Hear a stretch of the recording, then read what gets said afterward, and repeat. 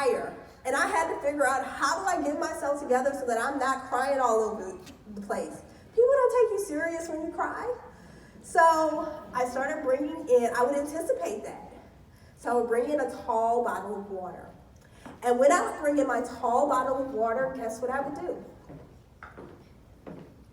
Throughout the entire meeting, I would sip. And I would sip. And then when I got to the point where I knew my emotions were about to get the best of me, guess what I do?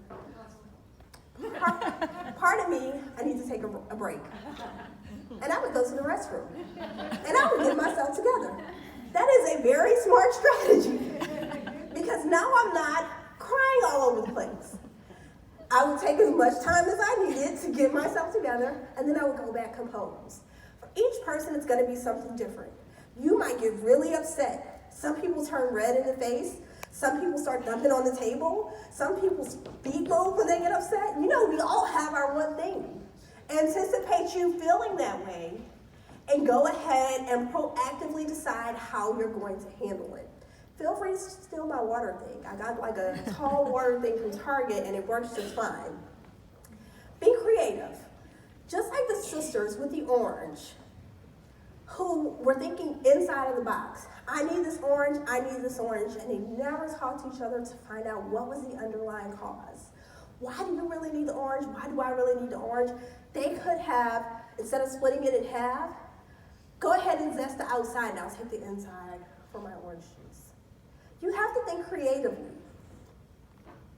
So a couple of common mistakes in negotiating. We don't ask. We don't ask because we're afraid. What if they don't like me? What if I offend them? What if I seem pushy? What if I say it wrong? You know, what if the timing isn't right? The what ifs.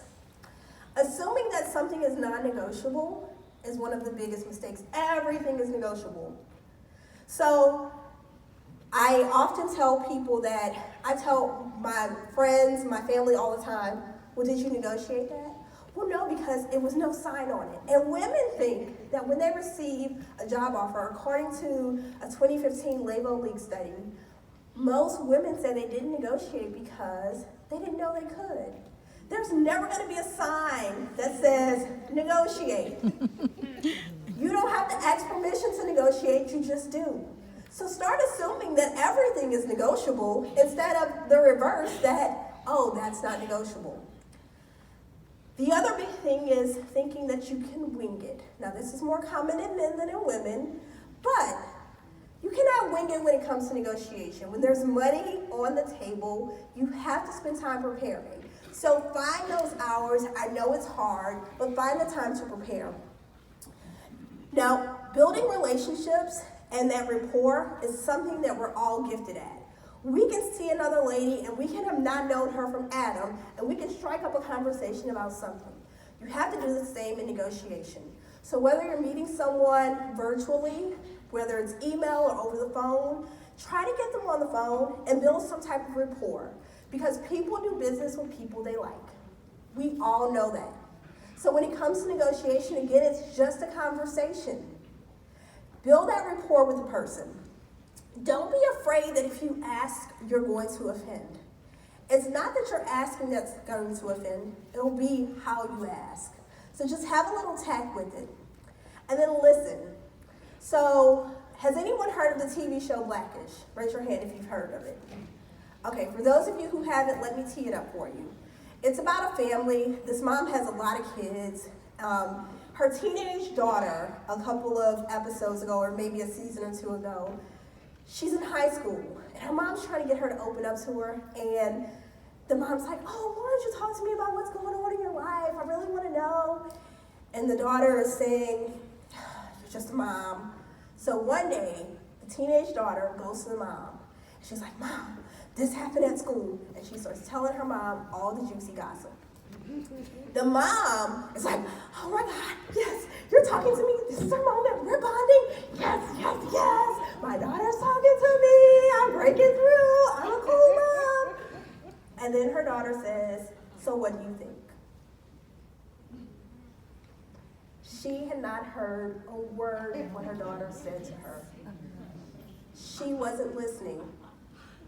How many times have we had conversations with people and then they ask us for our opinion and we're just like, what? Can you repeat that?